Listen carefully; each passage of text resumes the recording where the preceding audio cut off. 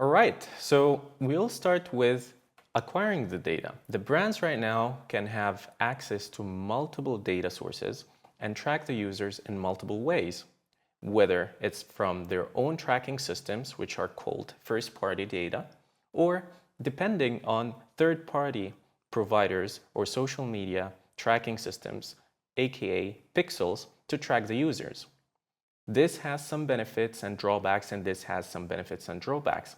But merchants usually rely on a mix between first-party tracking and third-party tracking, leveraging the best of both worlds. We'll learn now how to track the user in terms of first-party tracking, or make sure that the setup for the social connections and third-party tracking is well set up. When we move to Converted In dashboard, we'll be able to create a pop-up that can interact with the user requesting some information about them, such as phone number, email, or first name. This will help you to acquire first-party data or user information that you can leverage at a later stage to engage with the user and make sure that you have different ways of reaching the user, whether it's in their phone as an SMS, email, or WhatsApp. So when we go to Converted In dashboard and navigate to pop-up forms, you will have the Create Form button. Here you can customize any possible interaction with the user by making sure that you're providing relevant offers or engagements such as exclusive offers or take 10% when you provide your email or phone number and so on and so forth. This has two benefits. One of them is engaging with the user in the beginning of the interaction with your website, providing them with reasonable offers or just promotions specifically for first-time users. The second thing is how to gather some information with their email or phone number so that you can retarget this specific user if they haven't finished the purchase cycle. This will help you to leverage additional channels such as SMS, email, and WhatsApp retargeting, which happen to be very effective in some use cases such as the cart recovery. And now you can have multiple engagement with the user, not only in social media. So when we look in the pop-up form, you'll be able to see that you can create different customizations on your pop-up and choose how you would like to engage with your user, whether providing exclusive offers, promotions, and so on and so forth. The pop-up form will allow you to specify what kind of information you would like to retrieve from the user, whether it's the email, phone number, first name, and so on. So all this data will be stored as a first-party data in your data system. And then you can choose how to engage with these users at a later stage, and we will show that in depth. The pop-up form will help you to acquire new data about your users and build a strong foundation for your users so that you can interact with these users in multiple different ways, depending on your marketing strategy. The second part of how you can track your user is by introducing third-party tracking. The tracking capabilities by third-party applications such as Facebook, Google, Snapchat, and TikTok are commonly named pixels. It's very important to be familiar with this term because we'll use it heavily throughout this course. One of the biggest benefits of third-party tracking or pixel tracking is the ability to track the users and retarget them at a later stage throughout the different social media and search engine. Let's take an example. If we hover here on Adidas website, you'll find that you can interact with any of the product and then maybe you can add it to your cart and then complete your purchase. All the interactions that are done right now are tracked by third-party tracking called Pixel. As you can see, right now, the pixels or the tracking system by Meta has tracked me as a user who interacted with the product ID X and then with the content name Y and gathered some information about my behavior in the website. If I add this to the cart right now, I have to choose the size and then add to the cart. You'll find that Metapixel has tracked that this specific traffic or this specific user has added this item to the cart. As you can see, Snapchat has done the same thing. They have tracked the view content event, page view, and add it to cart with all the different specifications of the product so that at a later stage they can retarget this specific user if they haven't completed a cycle or haven't completed their purchase.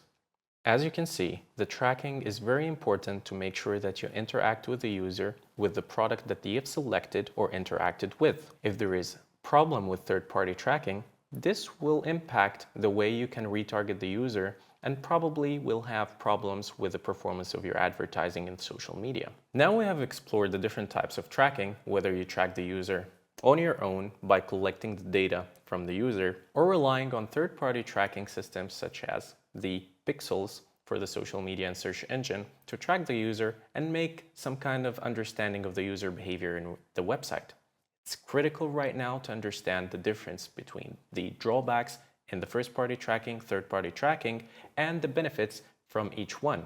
As you may know, first-party tracking gives you the foundation of owning all the data by your brand. So you're not relying on third-party application to track some users without providing you the full picture of what's happening. This will help you to understand that this specific user with the phone number and email has made an interaction, for example, added to cart for this specific product.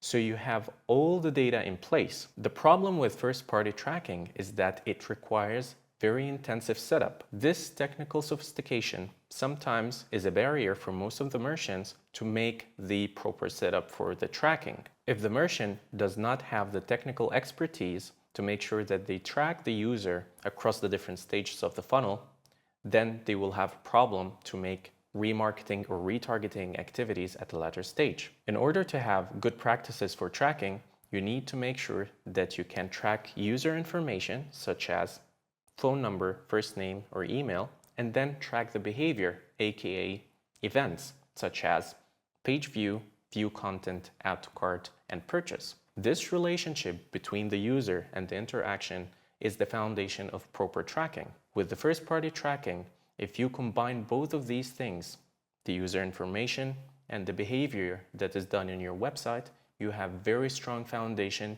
to make any possible engagement at a latter stage. For the third-party tracking, it's very simple to implement. It usually does not require much technical sophistication. Most of the third-party tracking or pixels, you can inject them into your website very easily and seamlessly, but it all comes at a cost. Usually, third-party advertising networks, they own the data and you do not have any visibility on a user level. You just have a visibility on audience level. Let's take a couple of minutes to explain this. When you interact with any website, all the different social media track the users and store them into an audience. For example, all the people who've added specific item to cart. Social media actually groups them into one specific group called audience, and those audience are the people who've added to cart any of the different products. So that when you go to the social media at a later stage and think of like retargeting them, then you go to, for example, Facebook and ask Facebook to retarget this specific audience with the products that they have added to the cart. Social media and search engine stores this information as audience, and you do not have any visibility on a user level, so you cannot interact with this specific user into different channels. However, most of the merchants rely on first-party tracking and third-party tracking combined to leverage the benefits of both worlds. So we've understood now the difference between first-party and third-party tracking and how it's crucial to acquire the user data and know their behavior inside their website. So right now, let's see this into action in ConvertedIn. So now, when we go here, we'll find how to install ConvertedIn Pixel. ConvertedIn Pixel, as you see, will track the user information and the user interaction throughout the different stages of the buying journey, whether it's page view, view content, add to cart, initiate checkout, purchase. These events are called the standard events because it allows you to track standard actions by any users throughout the different interaction they make with your brand. So ConvertedIn Pixel can help you to track first-party data and make sure that you're gathering all the necessary information about the user. As we said, it's very important to leverage third-party tracking as well. And by this, we need to connect all the third party through Converted In to make sure that you're leveraging the third party tracking as well. So here you can see that we can connect all your social media and search engine into one place, whether it's Meta, Google, TikTok, Snapchat, LinkedIn, or Twitter. This will allow you to leverage the audiences that you already have tracked by third-party application or pixels to make sure that all the different first-party and third-party tracking is in one place. So in this video, we've learned that brands need to track the users in order to make sense of what's going on in their business. And then we've explored that there are multiple ways that you can track the user, whether establishing your own tracking systems or relying on third-party tracking. We've explored the limitations and the upsides and downsides for each one, and we understood most of the brands are actually relying on a mix between both in order to maximize the benefit of tracking their users.